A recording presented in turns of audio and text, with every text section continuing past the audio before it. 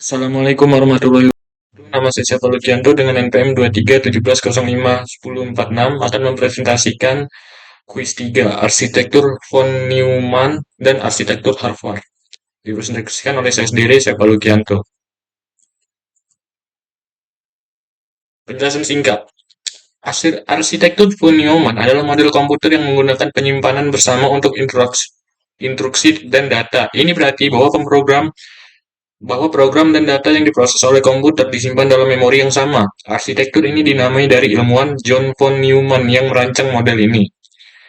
Selanjutnya, arsitektur Harvard adalah model komputer yang memisahkan penyimpanan fisik untuk instruksi dan data. Ini berarti bahwa komputer dapat membaca instruksi dan mengakses data secara bersamaan, yang menghasilkan peningkatan kinerja Arsitektur ini dinamai dari Harvard Mark I, komputer elektromagnetis pertama yang menggunakan desain ini. Arsitektur von Neumann. Dalam arsitektur von Neumann, CPU menjalankan instruksi program satu persatu dan dalam urutan instruksi diambil dari memori, dikodekan dan dieksekusi, menghasilkan beberapa yang kemudian disimpan kembali dalam memori. Kelemahan utama dari arsitektur ini adalah bottleneck von Neumann, di mana kecepatan komputer dibatasi oleh kecepatan transfer informasi antara CPU dan memori. Arsitektur ini memiliki kelebihan dalam hal fleksibilitas dan universalitas.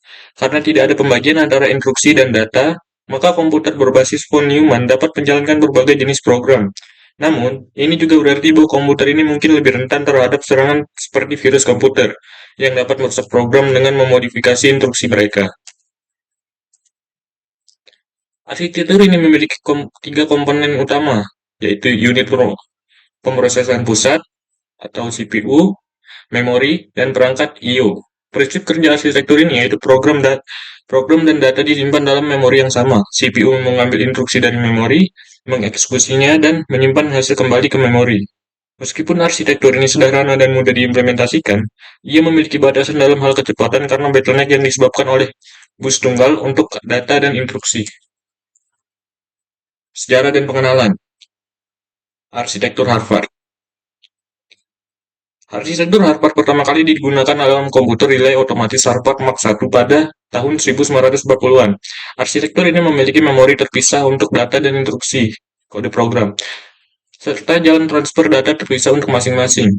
Prinsip kerja dari arsitektur ini yaitu CPU dapat membaca instruksi dan membaca atau menulis data secara bersamaan, yang menghasilkan peningkatan kinerja dibandingkan arsitektur von Neumann.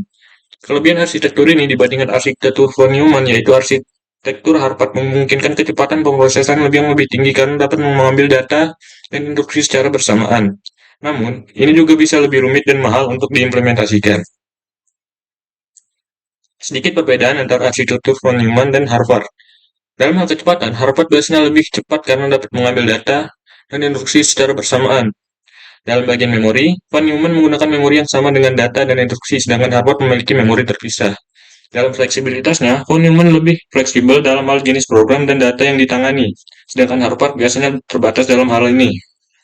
Dalam kompleksitasnya, von Neumann lebih sederhana dan lebih murah untuk diimplementasikan, sedangkan Harvard bisa lebih kompleks dan mahal.